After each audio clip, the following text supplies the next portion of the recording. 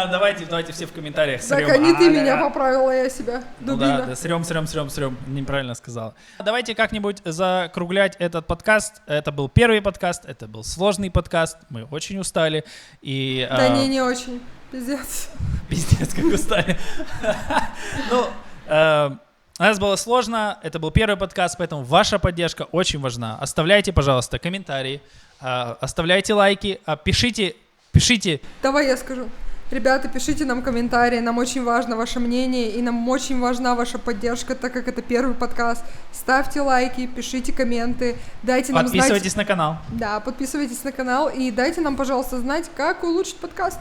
Да, о чем поговорить, какие темы вам интересны. Обязательно пишите, какие темы вам интересны. Вот, допустим, я не знаю. Агрессивно, нам очень важно, пожалуйста. Да, нам очень важно. Напишите, пожалуйста, темы, которые вам интересны, конкретно про татуировки. Это может быть про татуировки, не про татуировки, про нашу жизнь, про бизнес. Спасибо каждому из вас за то, что нас смотрели.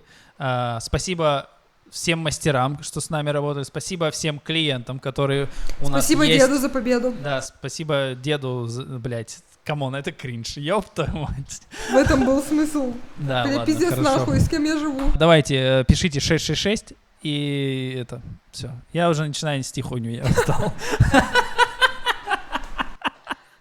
Ай, блядь. Гоша все еще работает. А мы все еще сидим. А мы еще все сидим, да. Все, покеда, покасики, уая. Давай, я думаю, Нах вам дизги нацвали. Да, какие заключительные слова ты еще хотела бы сказать? А то я что-то пизжу. Все, пока. Делайте красивые татуировки у меня. Да, обязательно чекайте в описании. Я не знаю, я еще вот эту вот всю херню не понял в Ютубе, поэтому, ну, допустим, в описании там будут ссылки на наш Инстаграм, на наш WhatsApp, там, не знаю, не WhatsApp, на другие видео, может быть, здесь будут всплывашки еще какие-то. Вот, собственно, Когда до скорых встреч. это закончится? Ждете подкаст. Ну, возьми микрофончик, в него можно петь. Спой микрофончик. Hit me, baby, one more time. Oops, I did it again. Не так. Oh, baby, baby, how was I supposed to know that something wasn't right here? Oh, baby, baby, how was I supposed to know?